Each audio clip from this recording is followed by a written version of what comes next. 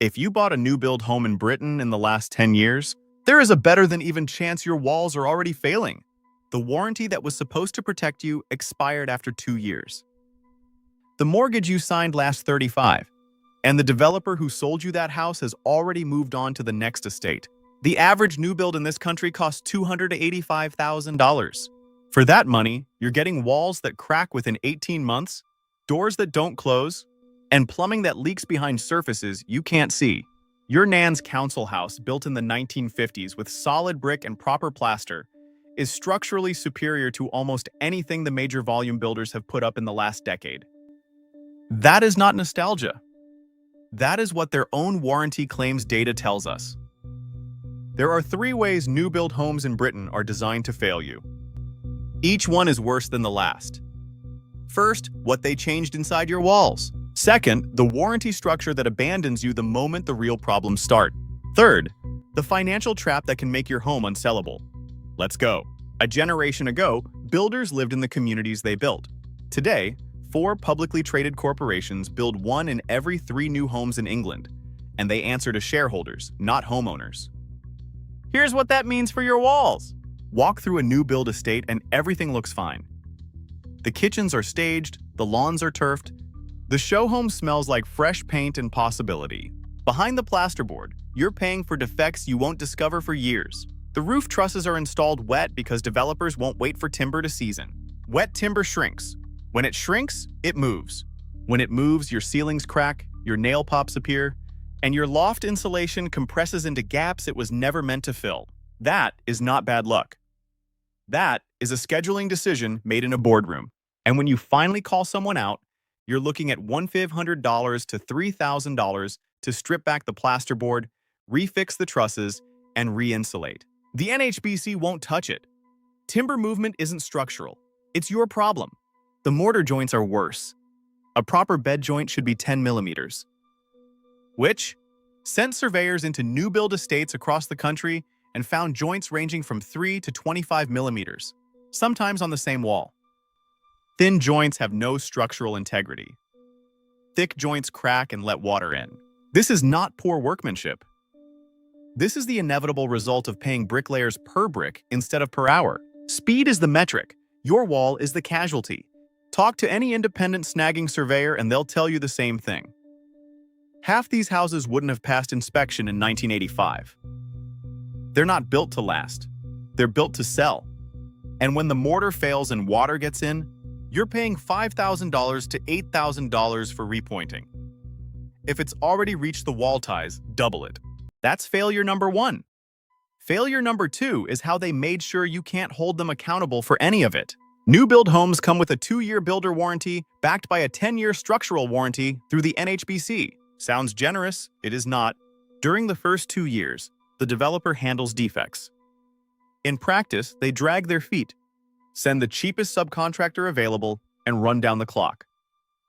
They are not trying to fix your home. They are trying to survive the warranty period.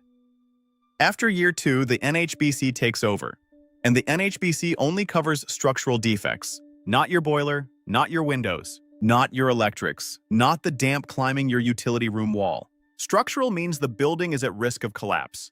Everything else, the things that cost you real money and make your life miserable, falls into a gap where nobody is responsible. The Housing Ombudsman upholds complaint after complaint against developers. Nothing changes, because the system is not broken. It is working exactly as they designed it. Now here's failure number 3. And this is the one that should frighten you most, because the biggest volume builders in the country, Persimmon, Barratt, Taylor Wimpey, Bellway, didn't just sell you a poorly built house. They built a financial mechanism to keep extracting money from you for decades after you moved in. The ground rent scandal is not history. It is happening right now. Thousands of British homeowners are trapped in leasehold contracts where they bought the house but not the land underneath it. They are paying ground rent to a freeholder, and buried in the contract are doubling clauses. Ground rent starting at $250 a year, doubling every 10 years.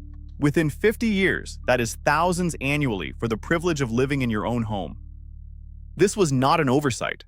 This was a revenue model. Mortgage lenders are now refusing to touch these properties. Homeowners cannot sell, cannot remortgage, and cannot escape. The government promised reform.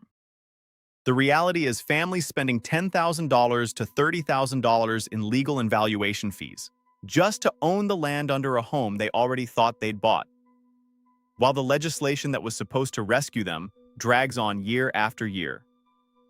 They didn't buy homes. They bought liabilities dressed up as bricks and mortar, and most of them still have no way out. This is where I need to hear from you. If you bought a new build in the last 10 years, drop a comment. How many snags? How did the developer respond? Did your warranty actually cover anything? Your experience is data, and it matters. So what do smart British buyers actually do? 3 things, ranked by impact. Number 1, never complete on a new build without an independent snagging survey. This costs around $320, and it is the single best investment you will make on a property purchase. A qualified surveyor will find defects you'd never spot. Drainage falls, fire stopping gaps, insulation voids, boiler installation errors. You present the list to the developer before you complete, and under the Consumer Rights Act 2015, the property must be of satisfactory quality. Every property solicitor in the country recommends this. Which recommends this? This one step shifts the entire power dynamic. Do not skip it. Number 2, consider buying a home built before 1990.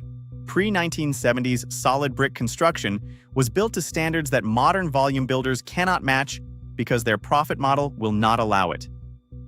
Yes, you'll update the kitchen and the bathroom. But the bones of the house, the walls, the roof structure, the foundations, were built by tradesmen who weren't racing a quarterly earnings target. A 1960s semi with good bones and a new boiler will outperform a 2024 new build in comfort, durability, and long-term value. The smart money has known this for years. Number 3, if you must buy new, go small. Regional builders and housing associations with a local track record. Ask to see their NHBC claims history. Ask for references from buyers who completed 2 years ago, not 2 months. A builder confident in their work hands that over without hesitation. One who isn't makes excuses. That tells you everything. Britain built only 208,600 new homes last year, 6% fewer than the year before. Fewer homes being built, and the ones going up are worse than what they replaced. Scarcity protects the product from accountability. When there aren't enough homes, people can't afford to be choosy. The developers know it. They are counting on it. And until British buyers start demanding proof of quality before they sign, nothing will change. Check the walls, check the lease, check the builder. If they won't show you their claims history, they already know what you'd find. That is the rule. Remember it. Subscribe. Next week, we're exposing why your boiler is designed to fail, and the $1,200 repair British Gas is charging for a $90 part. That one is going to make you furious.